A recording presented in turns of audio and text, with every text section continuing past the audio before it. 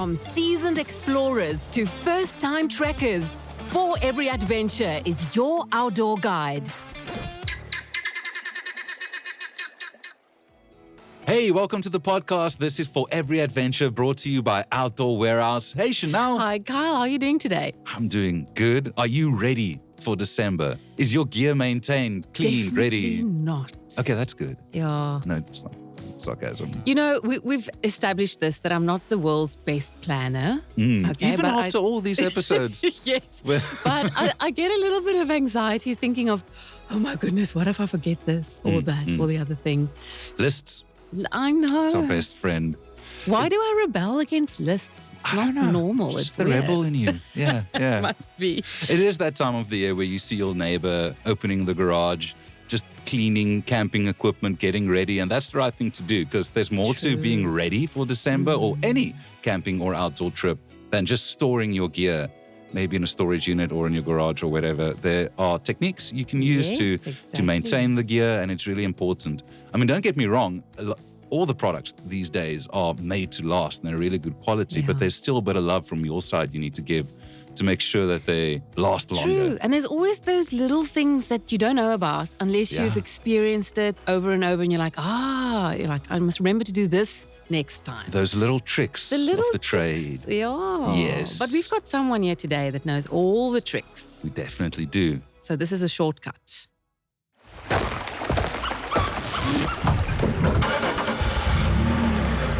Get all the outdoor gear and expert advice you need right here on the For Every Adventure podcast.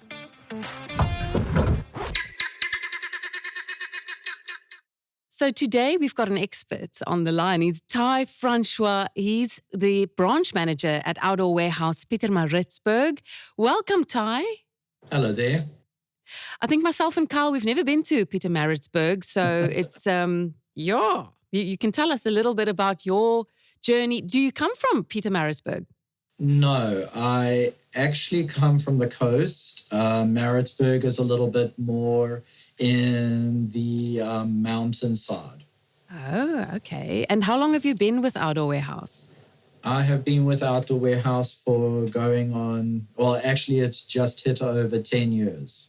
Wow. Okay. Not too bad, but it must have started somewhere, the love for outdoors. Have you always been an enthusiast? For camping, it's a give or take. It depends on the campgrounds and all of that. But with hiking, yes. I've been hiking since, I was 8, 9. All right. Seasoned hiker. Yeah, hiking on the coast. Do you have a favorite hiking trail? I do, but it's not on the coast. It's actually in the mountains. Okay. Tell me about it. So it's like an unofficial trail that's near Castle Rock in the Drakensberg. Oh, and that was the first trail I ever did. Beautiful waterfalls, beautiful escarpments, a little bit of a swamp that you got to walk through. But the view, the vibe, the plants, the animals, it's lovely. Oh, it sounds amazing. Did you then, so you're a hiker. Did it also progress to like camping or any other adventure sports maybe? Well, the camping I did with my parents a lot. My mother and father, they were obsessed with camping. So they pretty much were camping and dragging the kids along until I think I was 14. Okay. So what I happened do after have that? experience with camping as well. Okay. And at that stage, you sort of drifted towards more hiking. Yes, the hiking definitely appealed to me more. Okay, well, that makes sense. Well, you're definitely the right person to chat to about maintaining gear and getting ready for the December holiday, or actually just any time of the year when you want to go out and have an adventure. So let's climb right in the taking care of the gear and the maintenance. What are the most common mistakes people make when looking after their gear? Okay, the funniest one that you're going to hear from me is also, in my opinion, the most important. Okay. People spend a lot of money on like waterproof gear, special fleeces, they do thermals, wicking t-shirts and enduro fabric, pants and stuff like that. Now, all of these are highly technological textile items. Yes. And people use fabric softener to wash them. And that destroys everything that actually makes them technical and special. So oh my goodness. It's like my ultimate pet peeve, because you'll spend like, let's say, 3,000 Rand on a waterproof jacket that's 8,000 water column. And then just before the hike, you feel that you need to have a little bit of a, what would you call it? You need to make it smell nice for your bag and everything. So you put it in the wash, you do use some fabric softener, and then suddenly you use this expensive jacket and it's leaking. Oh, no. Don't want that. Would that be like the oils in it? There must be some sort of an oil to soften it. The very thing that makes fabric softeners work kind of destroys fabric. Like if you actually had to wash your clothes without fabric softener and wash some clothes with fabric softener, you would see the fabric softener actually destroys the clothes quicker. My word. Okay. From what I've learned, it's pretty much that threading is like wrapped around, and the fabric softener kind of unwraps it a bit. It makes it fluffier, but you don't want your waterproof stuff to break apart and be fluffier. Well, that's a great tip. Yeah, solid tip to kick off with. So, okay, don't use fabric softener. What other mistakes do people make? With their tents, the most common mistake is they've been in a rainy situation, they pack it away, they get home, it's still raining, they put it aside somewhere, and they forget about it for a few days, a week, a month, until their next camping trip. And then they take it out, mildew's got in. It's not the end of the world for canvas ones, it just makes it look bad. But on nylon ones, it can actually destroy the integrity. So a nylon tent can fall apart eventually because of stuff like that. With canvas tents, biggest issue, you go to the coast, you're in that salty wind, that salty rain, and then you take all of those amazingly rusty poles or rust inclined poles, and you just put them away without rinsing the salt off. And that ends up eventually damaging them.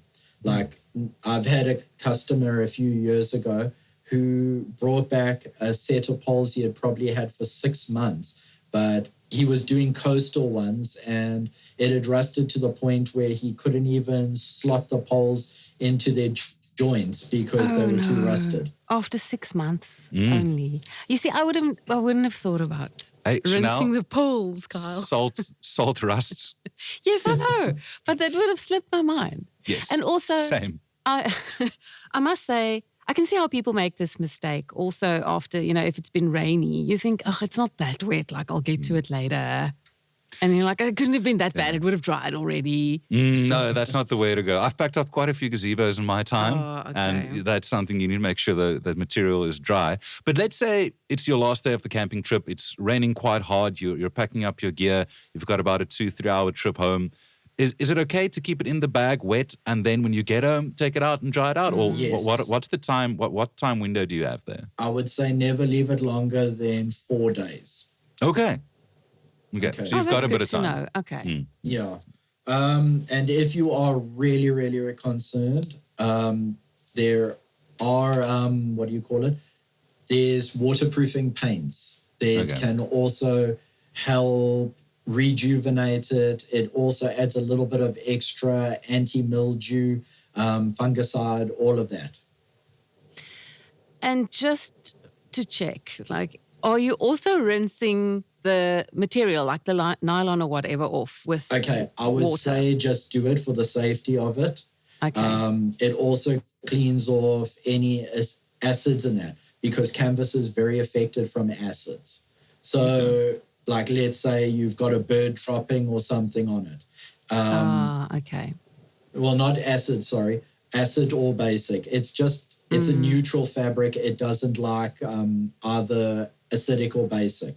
So just rinse it off, try and clean off the bird droppings.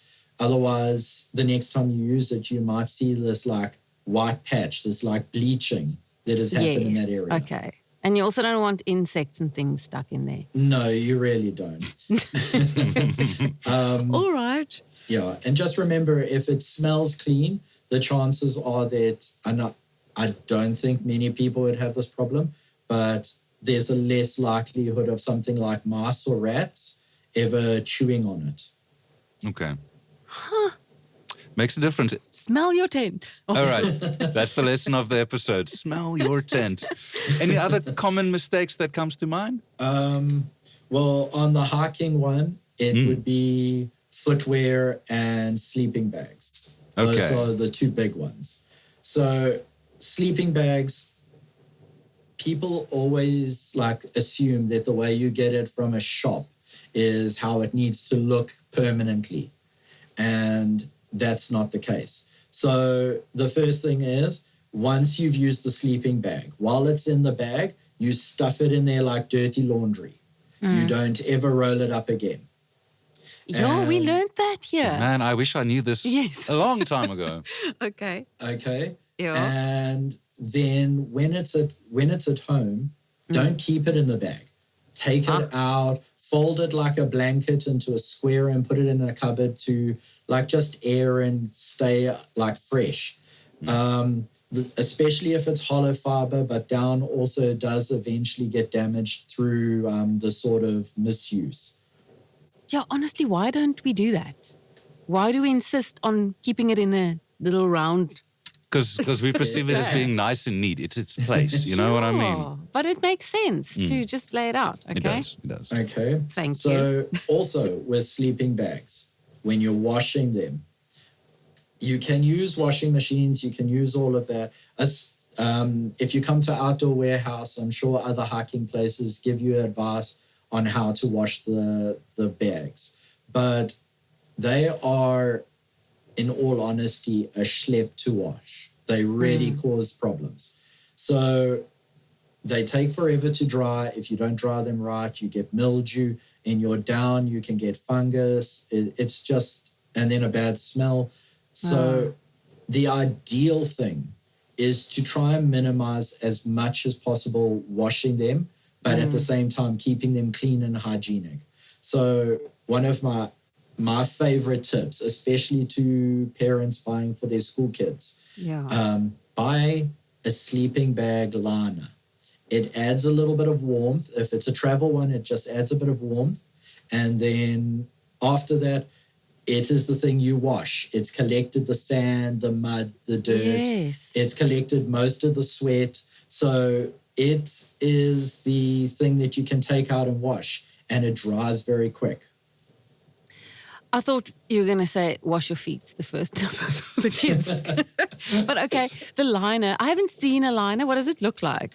It's pretty much a very thin piece of fabric that goes inside the sleeping bag. It, as the name says, it lines the sleeping bag, and then you just crawl into that. Okay, makes a lot of sense. Listen, speaking of washing feet, how do you maintain those hiking shoes?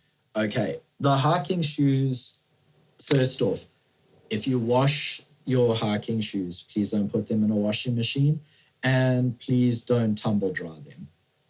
And that could get a bit loud and messy. It damages the washing machine damage, and that aside, it damages the shoe. Almost all hiking shoes are stitched and glued, and the glue breaks down from the exposure to the washing fabric, the fabric washing powder or soap, and it also, like, the tumble dry's heat can damage it. Okay. So then your shoe has a shorter lifespan and falls apart. Another thing, it's not really a care and maintenance, but for the ultimate care of your shoe, learn your lacing techniques. There's a whole bunch on the internet. Learn what your foot is and do your laces accordingly. It helps with constriction, which makes the shoe in general more comfortable and might even stop your foot from sweating as much. Then with the actual washing, take out the insole, wash that separately. The inside of the shoe, you get special deodorizers that are good for it. And then the outside, just water and a toothbrush. Yeah. I've heard that the less water, the better on Yes. shoes overall. Okay, so that Yes. makes sense. Most of the insoles, sorry, I'm not the seasoned hiker, okay? So Yeah. I'll just ask you the questions. Most of the insoles, they can be taken out with no problem and put back in, Correct. right? That is Okay, correct. so it's not like they also glued and need to be stuck so that they stay in place. No, they can come out.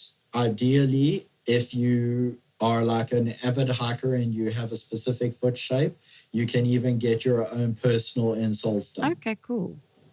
All right. right. Okay, so we're maintaining the gear. Well, we know the common mistakes we need to avoid. How often should we maintain gear? I would say before each trip, check your gear, and after each trip, do the maintenance. As soon as you can is better, because the longer you leave it, like even, with 4x4 recovery units, there's certain straps that need a little bit of love and attention. And if you leave them too long, if you leave mud in them and stuff like that, it eventually does damage the integrity of the strap. And then one day you're trying to tow a car out of a sand pit and the strap snaps. Okay. Are there any other specific tips for, let's say, tents, for instance, that you need to check beforehand? Check your guy ropes are still functioning and acceptable. Check your pegs. And as weird as it may sound, check the weather. There's no point in packing lightweight pegs if you know that the area you're going to in is prone to wind. Then rather just take your heavy duty ones, take some storm straps, take a storm net, and just be ready. If you know that you're going to a hot place, take a reflector sheet. It serves two functions, in my opinion. First off, it cools down the tent, but it also protects the tent from UV rays and that. And then as an added little bonus, it's kind of a buffer. It's not waterproof normally, but it's kind of a buffer to stop the rain from hitting your tent at full force, so you have less likelihood of your tent leaking. Okay. I think a big part of a hiker's arsenal is his backpack, right? Yes, You need a yes. good backpack. How do you maintain the backpack? Backpacks are relatively easy, but just double check the strap points, the sliders. But I would recommend that gets done straight after your last hike. You check the sliders, the clasps, all of that, because they can take a while to get repaired, even with professional people that do it for repairs. So that would be as you get back, check. But washing it, again, just normal washing detergent, or if you really want to be finicky, Nick Wax and a few other brands have something called base wash, and that works really well on sleeping bags and backpacks and stuff like that. Then check your backpack. It has a rainproof cover normally in it. Check that is still waterproof. So if you're going to wash it and stuff, you've got to re-waterproof your rain jacket. Yeah. So things like that. Check the zips. If a zip breaks when you're hiking, it can be a bit of a problem. I mean, no one really wants to be walking around listening to their backpack slowly tear because they've had to use safety pins. So Have you been there? It That sounds really like you've had that experience. really specific. Well, it was many years ago, and it wasn't even safety pins. You know those elasticated claws you get for bandages? I had to use that to keep my my backpack, it got caught on a branch, started tearing, and all my goods were in it. So I had to just keep it patched together. You learn the best lessons from experience, I guess. Are there any other products you would recommend that could help with maintaining your gear? Products or maybe a service or two?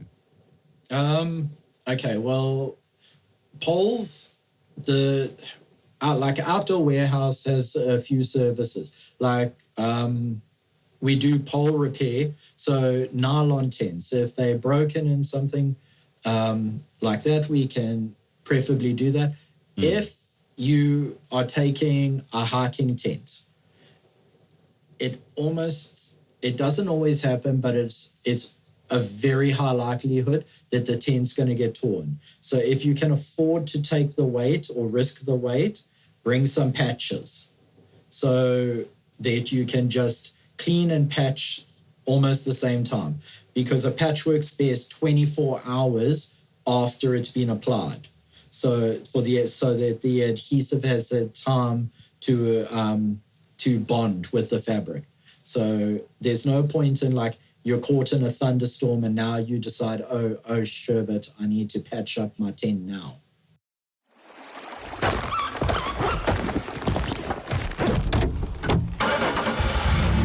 Adventures start with the right gear and real-world advice from experts. And for every adventure brings you both. I'd like to know of any other tricks you might have that one can extend the lifespan of your gear, because you spend so much, you want this specific, and you've told us already. Okay, so we know we need to rinse and we know about the washing, but are there any other tricks or tips? Well, okay, as I said, sleeping bags, store them, tents, wash them, make sure they're packed neatly and dry. With backpacks, the only way you can kind of store them is not overpacking them. And you can also keep them healthy by making sure that the clothing you're wearing is not damaging what would you call it, the padding of the arm straps, the shoulder straps, and the back comfort. So all of those things can get damaged if you're wearing the wrong kind of clothes. Like, let's say you're wearing a studded jacket. Now, it might feel comfortable and it might be waterproof, but that's going to damage your pack because your pack is rubbing against it the whole time. So those sort of things, it's not common, but I have seen where people have semi-abused their stuff by wearing the wrong clothes and then seen the damage after the fact. Okay. All makes a lot of sense, yeah. Yeah. Footwear, the only way you can preserve it is making sure it's clean, making sure that you care for it. If it's leather, make sure you're doing leather treatments every now and then. Please don't use leather, like saddle waterproofing stuff on your shoes. Like a very common one in Pietermaritzburg is dubbin. So people want to rub dubbin on it because it does waterproof the leather, but it also stops all the breathing. So then the inside sweats, all the salt goes into it. Salt slowly degrades leather, so the leather breaks down from the inside.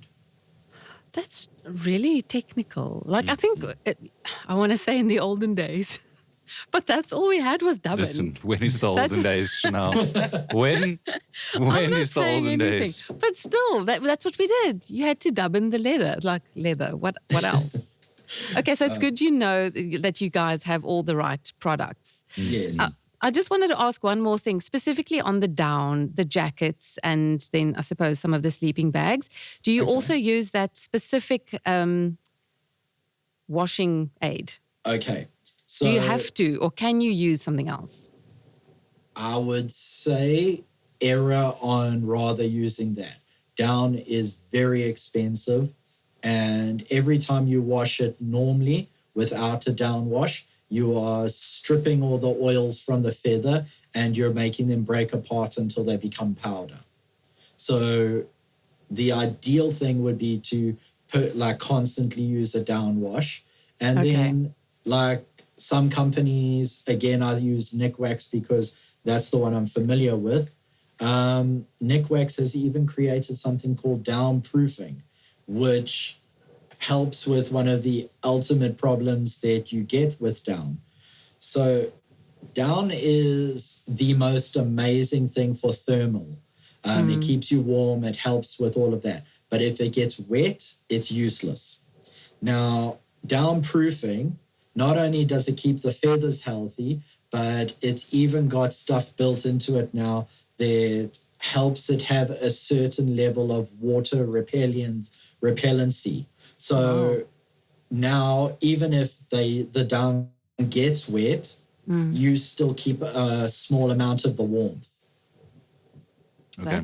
That's really good to know. I never thought of the oil on the feathers. And then you dry it flat, obviously. You dry it by hanging it up, but not in the sun. So in a airy place where it can get a nice breeze and just let it dry without it being exposed to UV and stuff. Okay. All right. I think that sort of leads us to the specific holiday that South Africans have in December, and that's not a snowy, like, chocolate. We have a few warm months over the festive period. So let's chat about how South Africans or anyone in the Southern Hemisphere can handle a summer adventure in December. So what should we prioritize in the lead up to a busy festive season? Carl just wants to prioritize the fridge for his... For the cold ones. The cool drinks. Okay, well, if you're preparing to go on a trip, check your tent, check your guy ropes. It's summer. If you can afford to, get a reflector sheet. You will just thank me. To the moon and back. It more than the moon and back. It drops the temperature in the tent up to 8 degrees. It depends on the situation. Wow. But it is a savior because, no one wants to walk into their tent and be hit with this oven feeling of 40, 50 degrees Celsius. That is terrible. Or being woken up at 6 in the morning. Well, then it should be all right. No, the heat in the tent. Yeah, I'm thinking about that afternoon nap, the after lunch nap, to get yourself ready for the night. Siesta. Yes, exactly. So that's one thing. Fridges, before you leave, I would say 2 months before, switch your fridge on. See that it's running 100%. It's working on 12 volts. It's working on 220.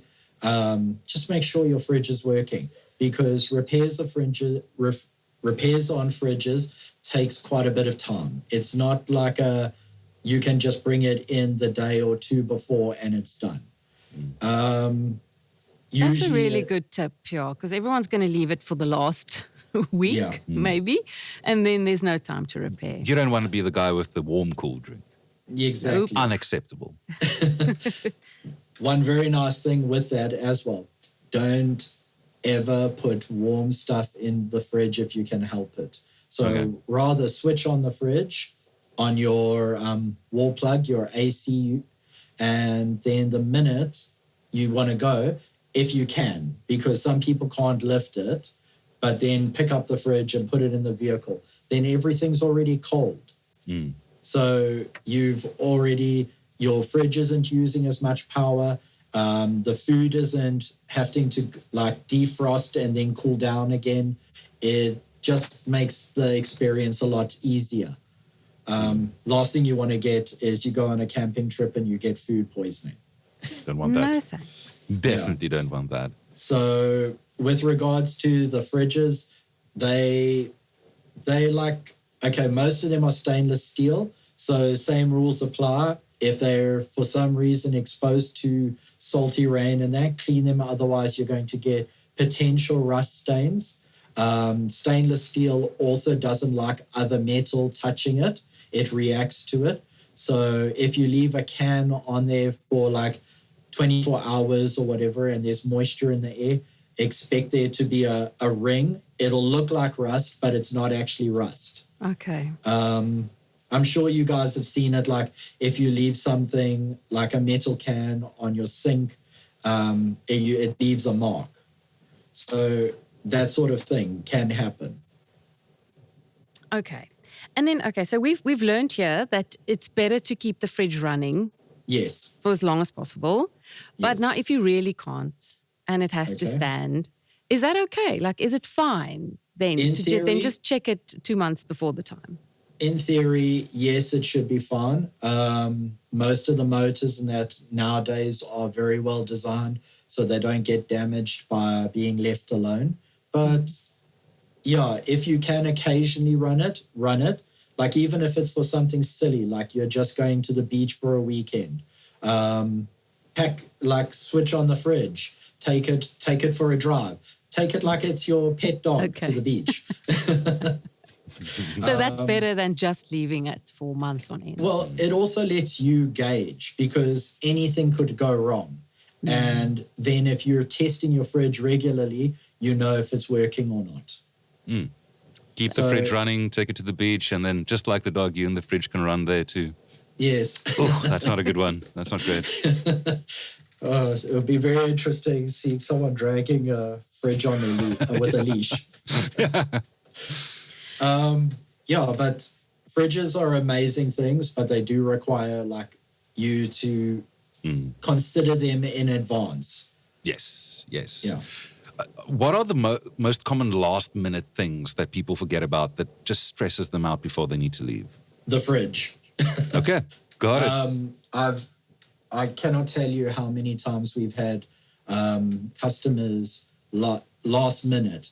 They like switched on their fridge 2 days before they need to go, and it's not working, or don't need it's that. got a problem. Another thing, more for your 4x4 and off-the-grid adventurers, batteries. So battery packs very rarely cause problems, but the batteries in them, those can sometimes have faults. Some outdoor warehouses have battery testers. Get them to test the battery. You don't want to be in the middle of the bush, 600-700 kilometers away from anywhere, and your battery is running low after half an hour. Okay. I wanted to ask you, so if, say there's about a week to 2 weeks time before you going on this trip, how do you approach it, Tye? Like, where do you start? Maybe for people that haven't really done this before with a family and they want to get it right the first time or as right as possible. How would you approach it? Okay, well, I do the list thing, Chanel, but... No, it's a good thing. But may I make a recommendation? If you've got a family and you're camping in that, there's a good chance you've got like storage dedicated to the equipment. So what I would recommend is have all that storage in one place.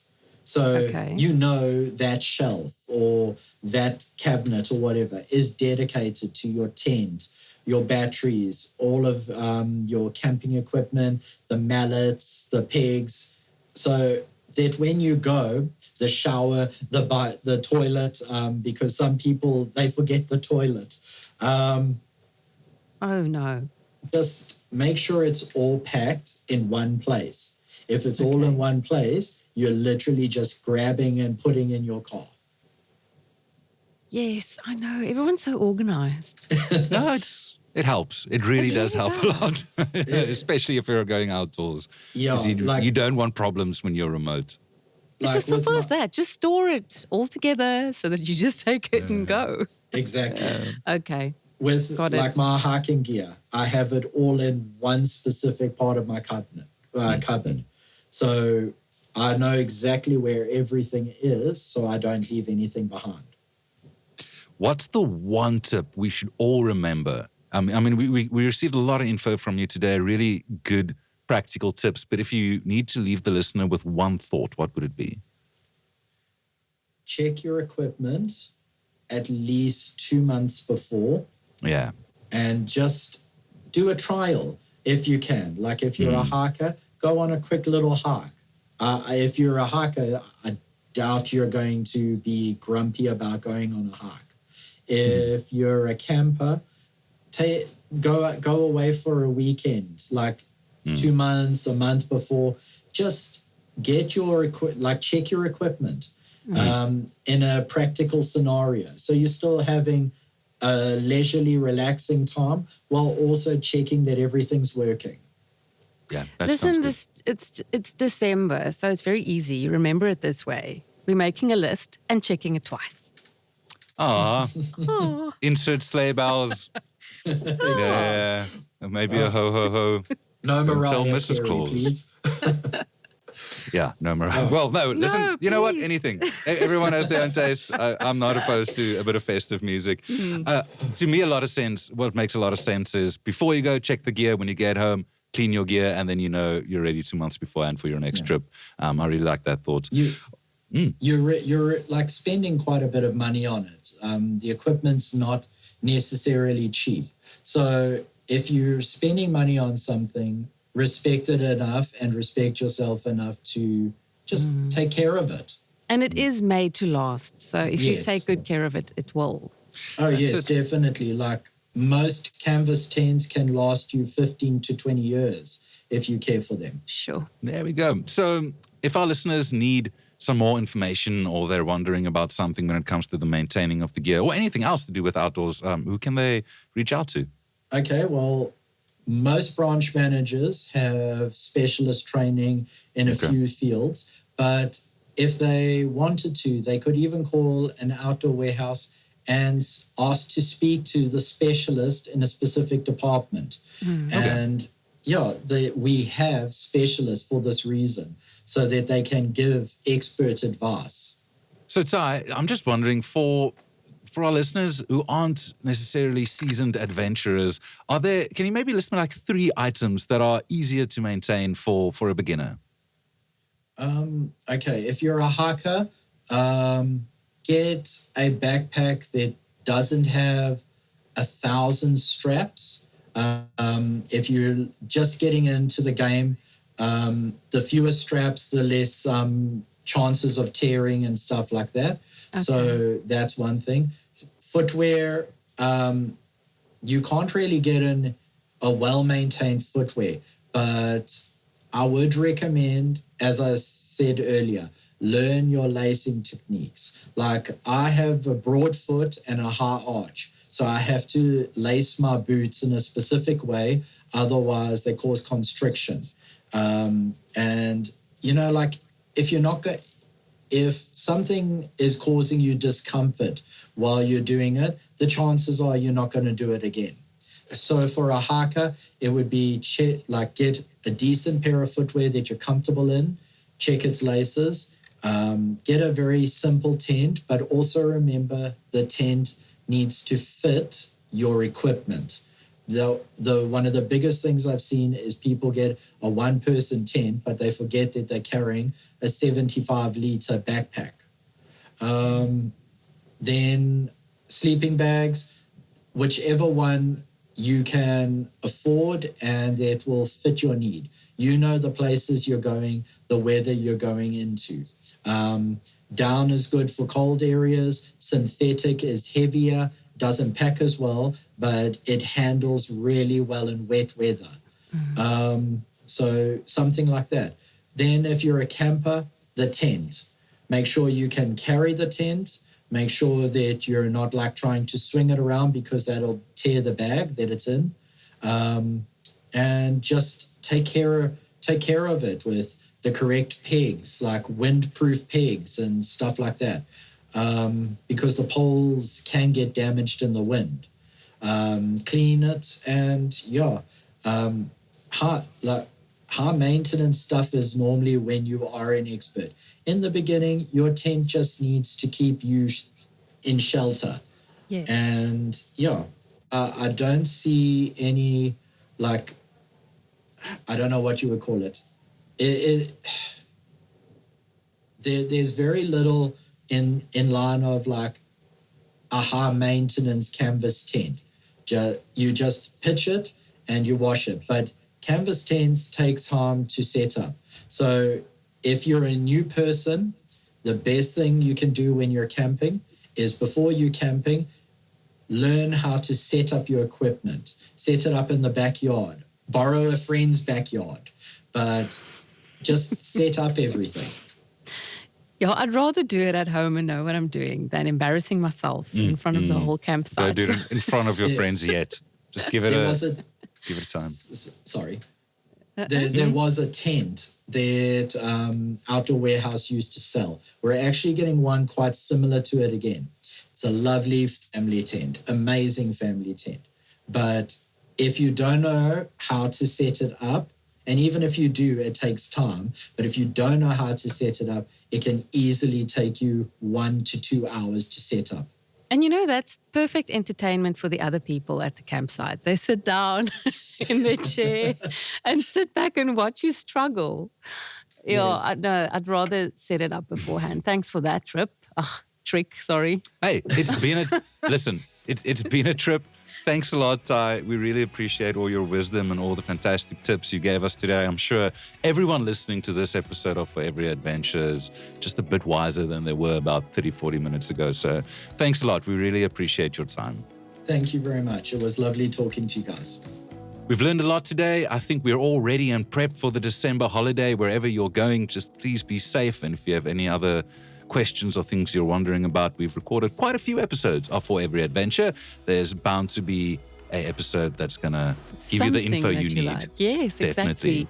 And then you can find us on Apple, Spotify, also on YouTube. It's called For Every Adventure.